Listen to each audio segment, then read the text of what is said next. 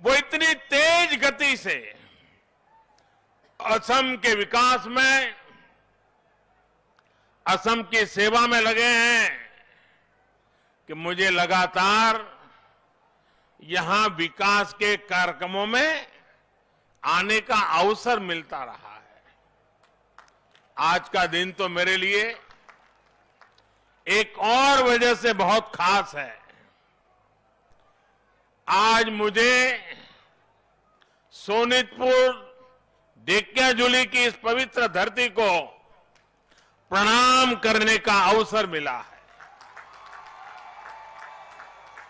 ये वही धरती है जहां रुद्रपद मंदिर के पास असम का सदियों पुराना इतिहास हमारे सामने आया था। ये वही धरती है जहां असम के लोगों ने आक्रमणकारियों को हराया था, अपनी एकता, अपनी शक्ति, अपने शौर्य का परिचय दिया था। 1942 में इसी धरती पर असम के स्वाधीनता सेनानियों ने देश की आजादी के लिए, तिरंगे के सम्मान के लिए अपना बलिदान दिया था। हमारे इन्हीं शहीदों के पराक्रम पर भूपेन हजारिका जी कहते थे, भारत भारत ही है आज जागृत है, प्रति रक्त बिंदु ते हहत शहीदर हाहत प्रतिज्ञाओ उज्जवल है। यानी आज भारत के शेर जाग रहे हैं। इन शहीदों के खून की एक एक बूंद, उनका साहस हमारे संकल्पों को मजबूत करता है।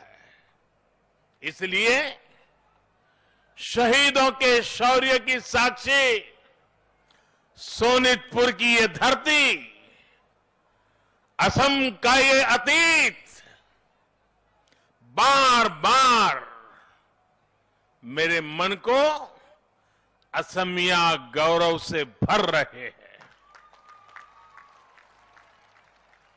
साथियों, हम सब हमेशा से सुनते आए हैं, देखते आए हैं कि देश की पहली सुबह पूर्वोत्तर से होती है।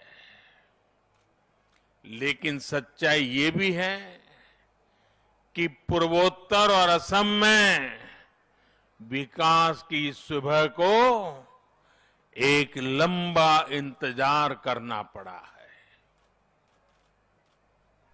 हिंसा, अभाव, तनाव, भेदभाव, पक्षपात, संघर्ष, इन सारी बातों को पीछे छोड़कर अब पूरा नॉर्थ ईस्ट विकास की राह पर आगे बढ़ रहा है और असम इसमें प्रमुख भूमिका निभा रहा है। ऐतिहासिक बोडो समझौते के बाद हाल ही में बोडोलैंड टेरिटोरियल काउंसिल के चुनावों ने यहां विकास और विश्वास का नया अध्याय लिख दिया है।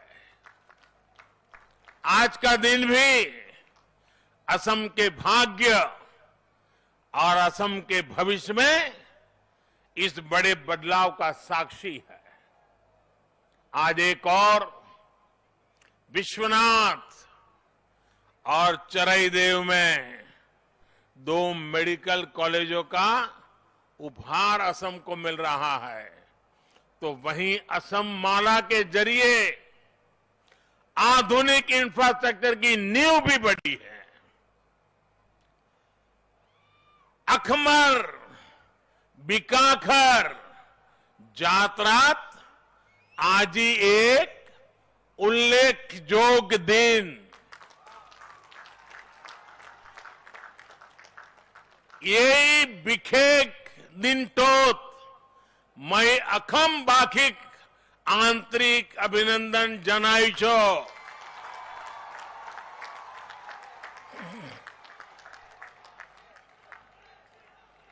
साथियों, एकजुट प्रयासों से, एकजुट संकल्पों से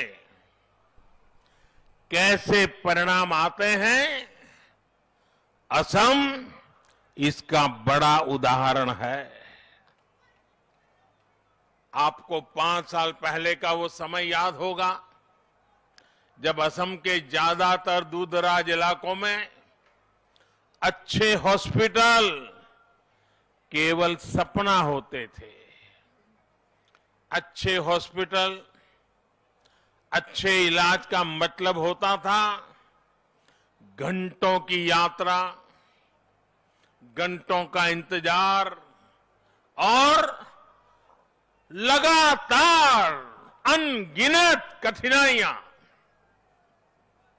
मुझे असम के लोगों ने बताया है कि उन्हें हमेशा यही चिंता रहती थी कि कोई मेडिकल इमरजेंसी ना आ जाए, लेकिन ये समस्याएं अब तेजी से समाधान की ओर आगे बढ़ रही है। आप इस फर्क को आसानी से देख सकते हैं, महसूस कर सकते हैं। आजादी के बाद से 7 दशकों में यानी 2016 तक असम में केवल 6 मेडिकल कॉलेज होते थे। 6। लेकिन इन 5 सालों में ही असम में 6 और मेडिकल कॉलेज बनाने का काम शुरू किया जा चुका है। आज उत्तरी असम और अपर असम की जरूरतों को देखते हुए बिश्वनाथ और चरईदेव में 2 और मेडिकल कॉलेजों का शिलान्यास हो गया है।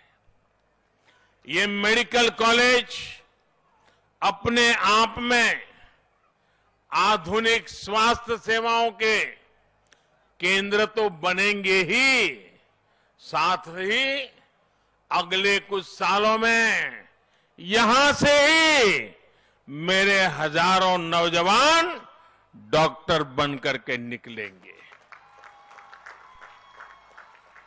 आप देखिए, 2016 तक असम में कुल एमबीबीएस सीट्स करीब 750 ही थी, लेकिन ये नए मेडिकल कॉलेज जैसे ही शुरू होंगे, असम को हर साल 1600 नए एमबीबीएस डॉक्टर्स मिलने लगेंगे।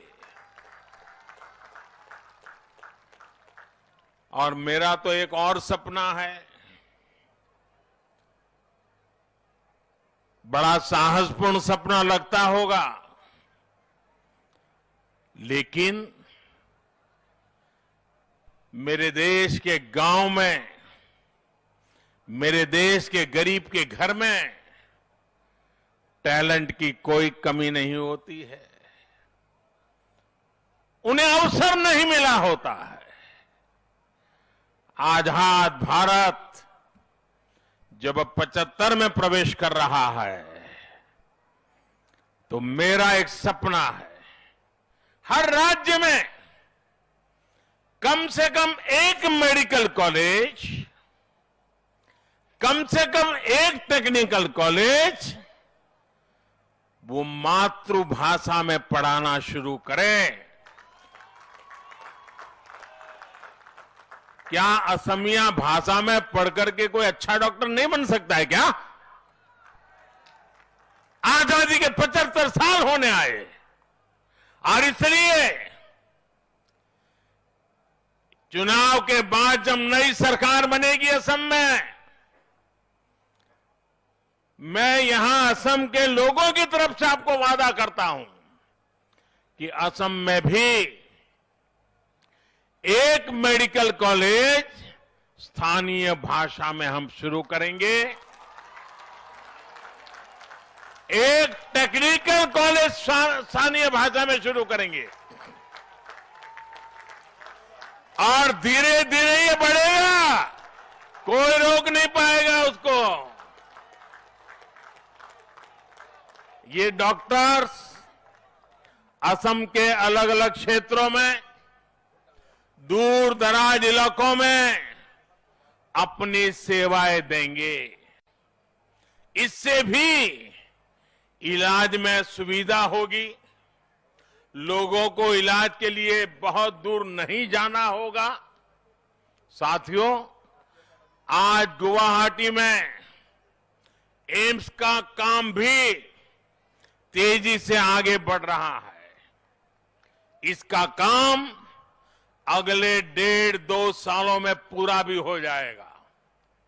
एम्स के वर्तमान कैंपस में इसी एकेडमिक सत्र से एमबीबीएस का पहला बैच शुरू भी हो गया है। जैसे ही अगले कुछ सालों में इसका नया कैंपस तैयार होगा, आप देखेंगे गुवाहाटी आधुनिक स्वास्थ्य सेवाओं के केंद्र के तौर पर उभर करके सामने आएगा। एम्स गुवाहाटी केवल असम ही नहीं, बल्कि पूरे पूर्वोत्तर के जीवन में एक बड़ा परिवर्तन करने वाला है। आज जब मैं एम्स की बात कर रहा हूं, तो एक सवाल आपके बीच पूछना चाहता हूं। देश की पिछली सरकारें ये क्यों नहीं समझ पाई कि गुवाहाटी में ही एम्स होगा तो आप लोगों को कितना लाभ होगा? वो लोग पूर्वोत्तर से इतना दूर थे कि आपकी तकलीफें कभी समझ ही नहीं पाए। साथियों, आज केंद्र सरकार द्वारा असम के विकास के लिए पूरी निष्ठा से काम किया जा रहा है। असम भी देश के साथ कंधे से कंधा मिलाकर आगे बढ़ रहा है।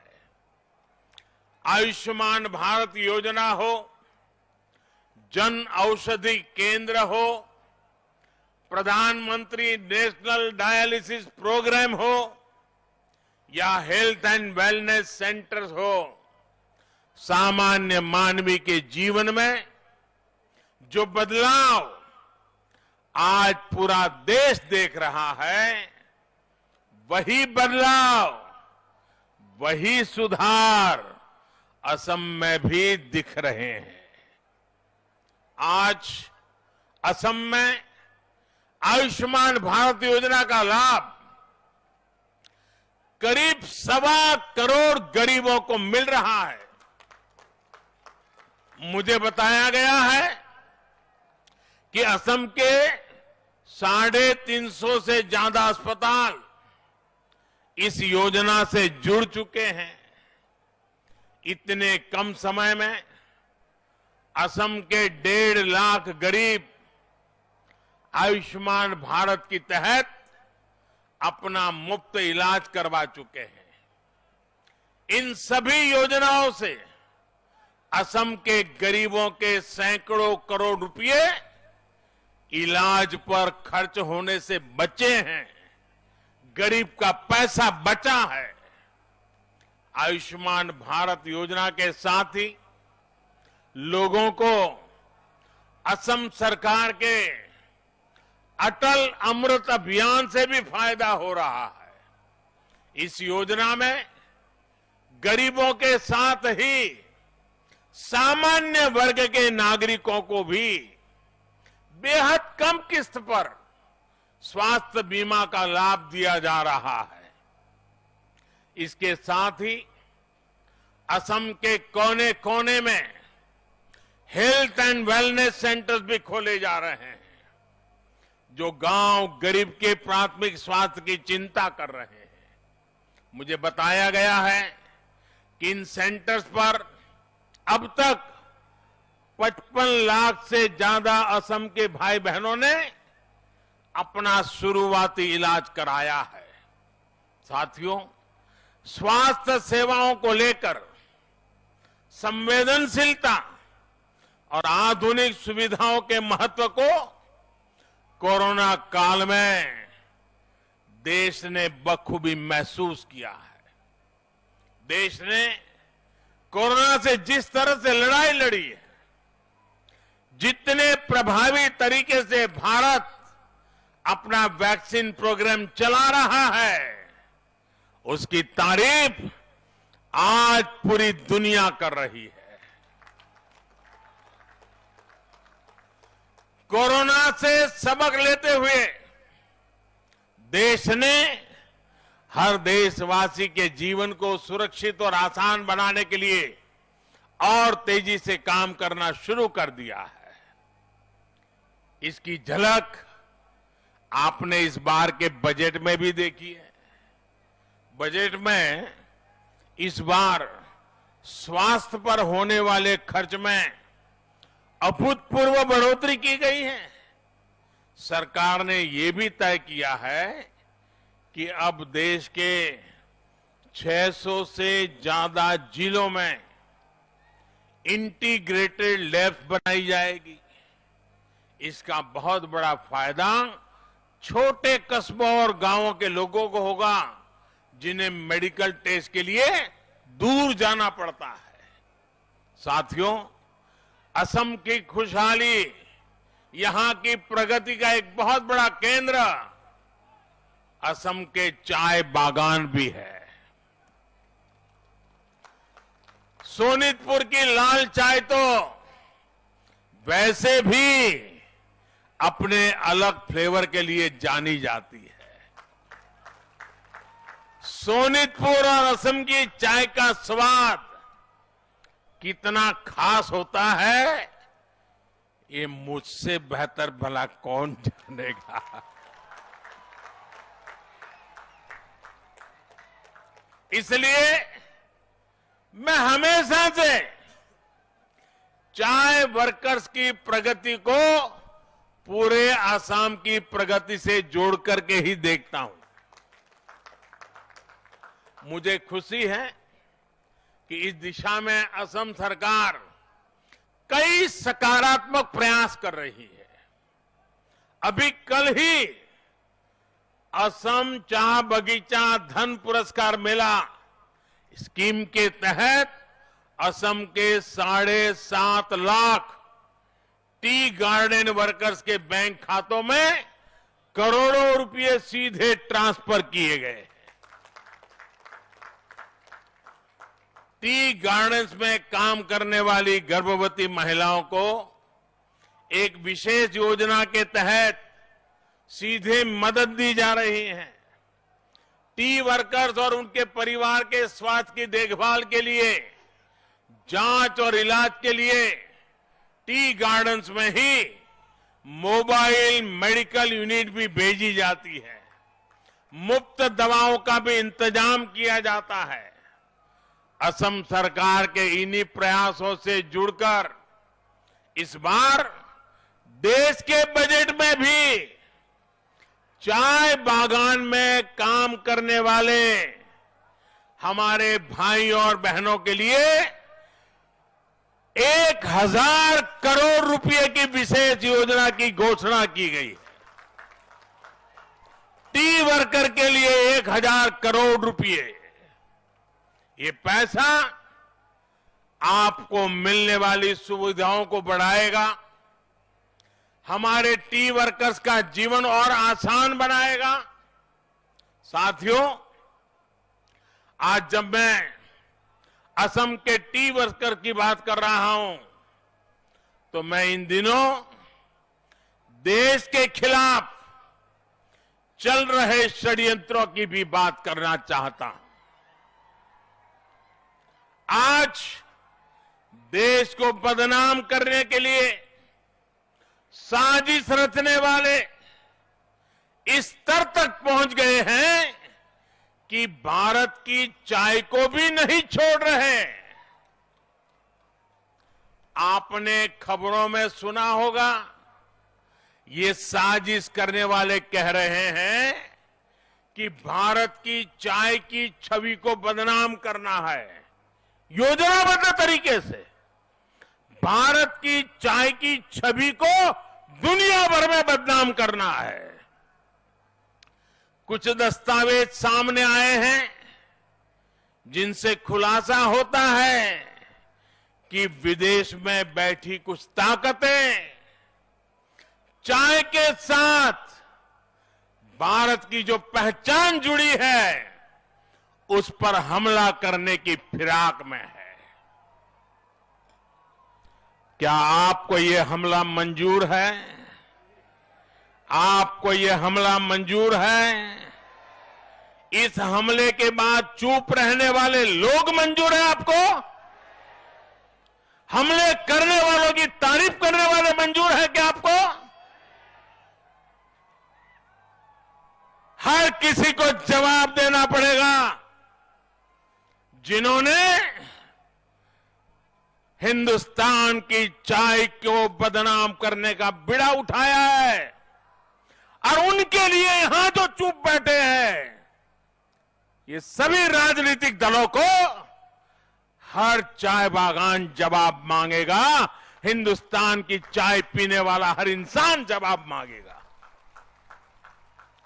मैं असम की धरती से इन षड्यंत्रकारियों से कहना चाहता हूं, ये जितने मर्जी षड्यंत्र कर ले, देश इनके नापाक मंसूबों को कामयाब नहीं होने देगा। मेरा टी वर्कर इस लड़ाई को जीत के रहेगा। भारत की चाय पर किए जा रहे इन हमलों में इतनी ताकत नहीं है कि वो हमारे टी गार्डन वर्कर्स के परिश्रम का मुकाबला कर सके। देश इसी तरह विकास और प्रगति के रास्ते पर बढ़ता रहेगा। असम इसी तरह विकास की नई नई ऊंचाइयों को छूता रहेगा। असम के विकास का ये पहिया इसी तेज गति से घूमता रहेगा। साथियों, आज जब असम में हर क्षेत्र में इतना काम हो रहा है, हर वर्ग और हर क्षेत्र का विकास हो रहा है, तो ये भी जरूरी है कि असम का सामर्थ्य और बढ़े। असम के सामर्थ्य को बढ़ाने में यहां की आधुनिक सड़कों और इंफ्रास्ट्रक्चर की बड़ी भूमिका है। इसी को ध्यान में रखते हुए आज भारत माला प्रोजेक्ट की तर्ज पर असम के लिए असम माला की शुरुआत की गई है। अगले 15 सालों में असम में चौड़े हाईवेज का जाल हो, यहां के सभी गांव मुख्य सड़कों से जुड़े, यहां की सड़कें देश के बड़े शहरों तक आधुनिक हो। असम माला प्रोजेक्ट आपके सपनों को पूरा करेगा, आपका सामर्थ्य बढ़ाएगा। पिछले कुछ सालों में असम में हजारों किलोमीटर सड़कें बनाई गई हैं, नए नए पुल बनाए गए हैं। आज भूपेन हजारिका ब्रिज और सरायघाट ब्रिज असम की आधुनिक पहचान का हिस्सा बन रहे हैं। आने वाले दिनों में ये काम और भी तेज होने वाला है। विकास और प्रगति की गति को बढ़ाने के लिए इस बार बजट में इंफ्रास्ट्रक्चर पर अभूतपूर्व जोर दिया गया है। एक तरफ आधुनिक इंफ्रास्ट्रक्चर पर काम, तो दूसरी तरफ असम माला जैसे प्रोजेक्ट से कनेक्टिविटी बढ़ाने के काम। आप कल्पना करिए आने वाले दिनों में असम में कितना काम होने वाला है और इस काम में कितने युवाओं को रोजगार मिलने वाला है। जब हाईवे बेहतर होंगे, कनेक्टिविटी बेहतर होगी, तो व्यापार और उद्योग भी बढ़ेंगे, पर्यटन भी बढ़ेगा। इससे भी हमारे युवाओं के लिए रोजगार के नए अवसर तैयार होंगे, असम के विकास को नई गति मिलेगी। साथियों, असम के प्रसिद्ध कवि रूप कंवर ज्योति प्रसाद अग्रवाल की पंक्तियां हैं, मेरी नया भारत की नया छवि जागा रे जागा रे।